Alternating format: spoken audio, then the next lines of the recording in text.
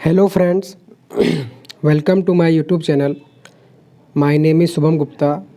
तो आज हम लोग जो है पहले चैप्टर जो कि हमारे आसपास के पदार्थ है का ये भाग 6 है, जिसमें कि हम इसके एनसीईआरटी अभ्यास का आज जो है क्वेश्चन सॉल्व करेंगे। तो चलिए ये देखते हैं कि इस प्रश्नावली में कौन कौन सा क्वेश्चन दिया गया है।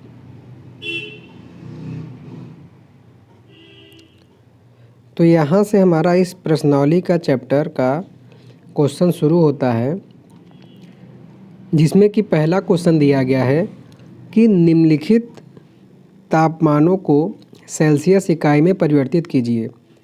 तो जैसा कि इसमें हम देख रहे हैं कि इसमें जो तापमान दिया गया है वो केल्विन में है और इसको हमें सेल्सियस में बदलना है।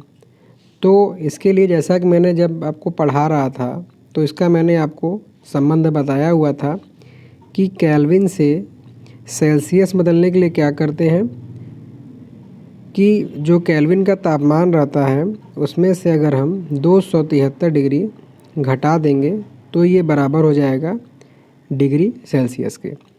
तो वही काम करते हैं। तो जैसा कि पहला दिया गया है 300 केल्विन, तो इसको जब सेल्सियस में हम बदलेंगे तो क्या करेंगे, 300 में से 273 घटा देंगे। तो जब इसको घटाएंगे तो बचेगा कितना, 27, और ये हमारा हो जाएगा डिग्री सेल्सियस। तो पहले का जो आंसर हो जाएगा वो हो जाएगा 27 डिग्री सेल्सियस। अब देखते हैं दूसरे को।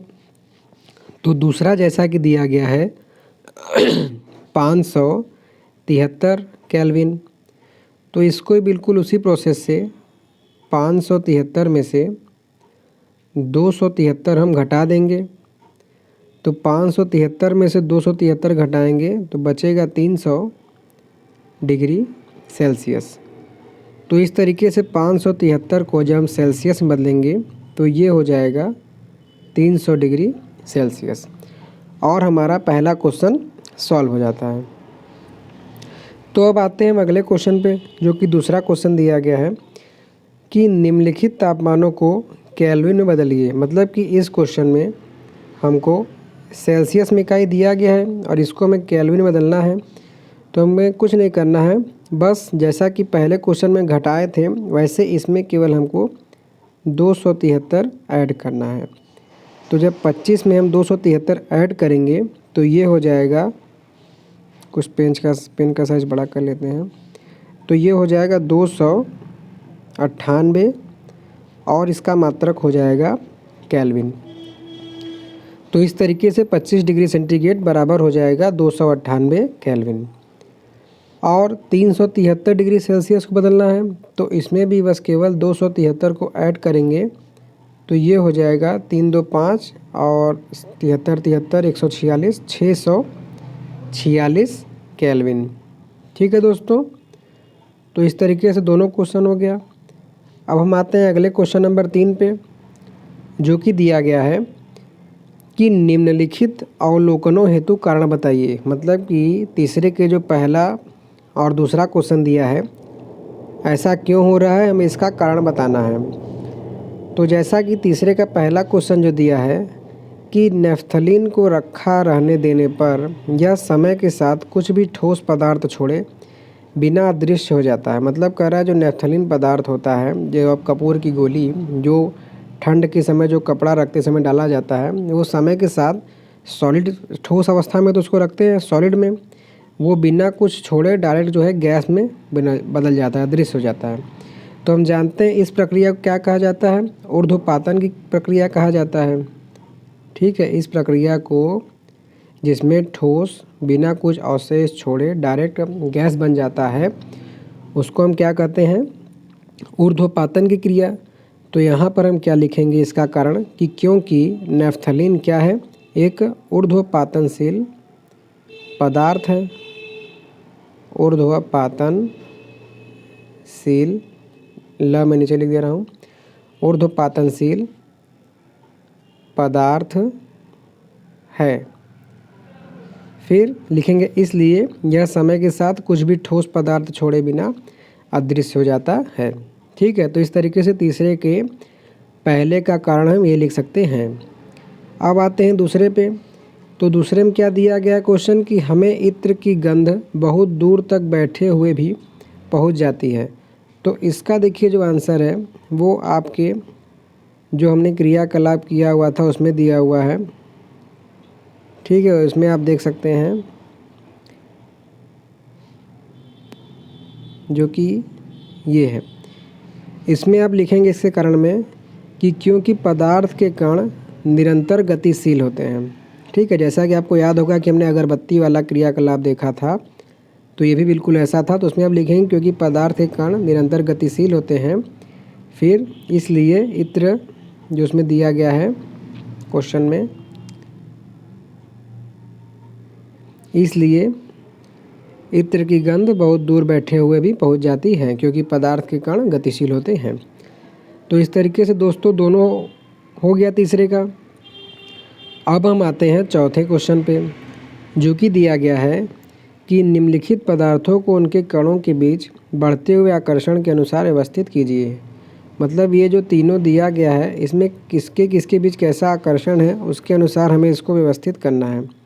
तो देखिए, जैसा कि हम जानते हैं कि जिस पदार्थ के कण पास पास होते हैं उनके आकर्षण बल सबसे ज़्यादा होता है और जिनके दूर दूर होते हैं उनका कम होता है।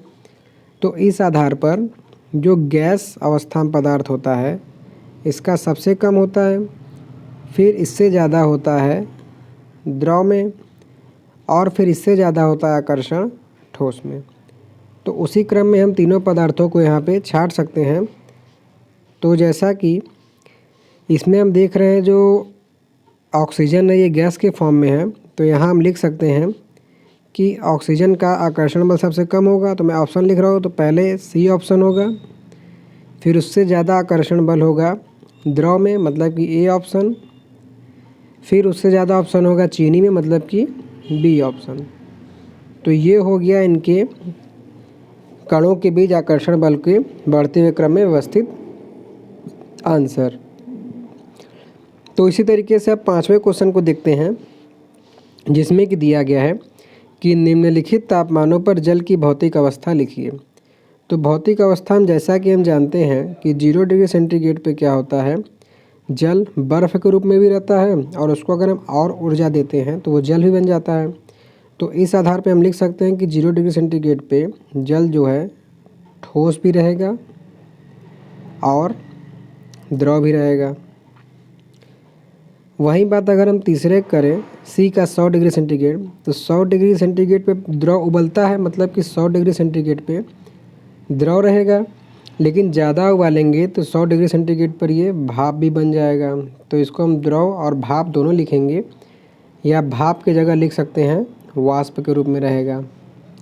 अब पहला जैसा कि हम देख रहे हैं कि 0 और 100 के बीच में आ रहा है, तो इस स्टेज में ये केवल द्रव रूप में ही रहेगा। ठीक है दोस्तों, अब देखिए आते हैं क्वेश्चन नंबर 6 पे, जिसमें कह रहा है कि पुष्टि हेतु कारण दीजिए। तो इसमें देखिए क्या कारण हम देंगे, पहले में कि जल कमरे के ताप पर द्रव है। जल कमरे के ताप पर क्यों द्रव है इसके बारे में बताना है। तो जैसा कि मैंने आपको 5वें क्वेश्चन में बताया था कि क्योंकि जल 0 डिग्री सेंटीग्रेड पे हिमांक मतलब कि जमा हुआ रहता है और 100 डिग्री सेंटीग्रेड पर क्वथनांक मतलब कि उबलने लगता है, क्वथन करने लगता है, और क्योंकि कमरे का जो तापमान होता है वो इन दोनों के बीच है, इसलिए जल कमरे के ताप पर द्रव है। तो आप इसका ये कारण लिखिएगा कि क्योंकि जल 0 डिग्री सेंटीग्रेड और 100 डिग्री सेंटीग्रेड पर क्रमशः हिमांक व क्वथन की क्रिया करता है, और क्योंकि कमरे का तापमान इनके बीच है इसलिए जल कमरे के ताप पर द्रव होता है। ठीक है, अब दूसरे क्वेश्चन पे आते हैं 6वें के, जो कि दिया गया है कि लोहे की अलमारी कमरे के ताप पर ठोस है। मतलब इसमें कह रहा है कि जो लोहे की अलमारी है वह कमरे के ताप पर ठोस क्यों होती है। तो देखिए, जो कमरे का तापमान होता है वो 0 डिग्री सेंटीग्रेड और 100 डिग्री सेंटीग्रेड के बीच का होगा। मतलब जैसा कि हम जिस कमरे में रहते हैं ठंड भी रहेगा, तो हम मान के चलते बहुत ठंड पड़ेगा तो 0 हो जाएगा, या बहुत ज़्यादा गर्मी पड़ेगा तो 40-45 जाएगा।